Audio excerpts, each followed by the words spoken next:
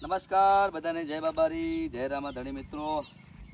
હાલમાં ખેતરમાં કોને કોને રૂ વેણાવા આવ્યું છે અને કોણ કોણ રૂ વેણે છે બધા મિત્રો કોમેન્ટ કરજો.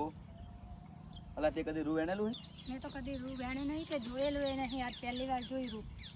પહેલી વાર જોયું છે. જુઓ, પણ મજા આવે બહુ. દીપ્તિએ કદી રૂ વેણેલું નહીં, પણ આજ પહેલી વાર ખેતરમાં એમને લઈને આવ્યા છું. એ રૂ વેણવાની કે બહુ મજા આવે. મજા આવે વેણવાની?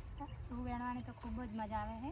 એ તો નવું નવું એવું લાગે કે મજા આવે. જેને ખેતી કરતા હોય એને પૂછો કે શું કોમની કેટલું બધી મહેનત કરવી પડે તડકાના. આમ જે આપણે એક તો નવું નવું દિવસમાં આવીએ ને ખેતરમાં તો એવું લાગે કે મજા આવે.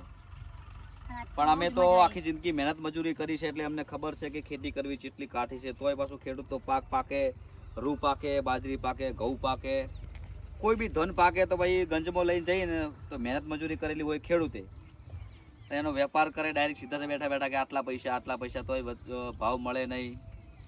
તો જિંદગીની અંદર તો ખેડૂતને તો જીવન બહુ કાઠું હોય છે, કારણ કે ગમે એટલી મહેનત કરો, ગમે તે વાવો, અને કમ્પ્લીટ સિઝન લેવાનો સમય આવે એટલે સિઝન લેવાની સિઝન પર વરસાદ આવતો જ હોય છે. આ વખતે વરસાદની અંદર મગફળી લાખો કરોડો રૂપિયાની ખેડૂતોની મગફળી બગાડી.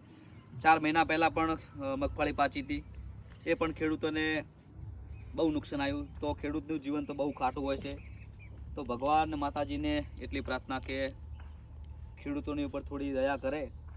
જ્યારે હું જોઉં છું 3, 4, 5 વર્ષથી જ્યારે સિઝન પાકે, જ્યારે વસ્તુ લેવાનું ત્યારે વરસાદ આવીને બહુ બગાડ કરતો હોય છે. એમની 4, 5 મહિનાની મહેનત ઉપર પાણી ફરી જાય છે.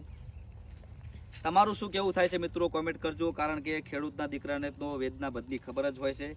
તમે પણ મજૂરી કરતા હોય, ખેતી કરતા હોય, બધા ખેતી જ કરતા હોય, ખેડૂતનો દીકરો ખેતી જ કરે. પણ તમારે સિઝનની અંદર, આ સિઝનની અંદર શું બગડ્યું છે, તમે શું વાવ્યું છે અને શેની ખેતી કરી છે એ બધા કોમેન્ટ કરજો. અને રૂ વેણ્યું હોય, દીપ્તિ તારું શું કેવું થાય છે? મેં પહેલી વાર રૂ વેણ્યું પણ બહુ મજા આવી. તાપ બહુ લાગ્યો પણ મજા આવી.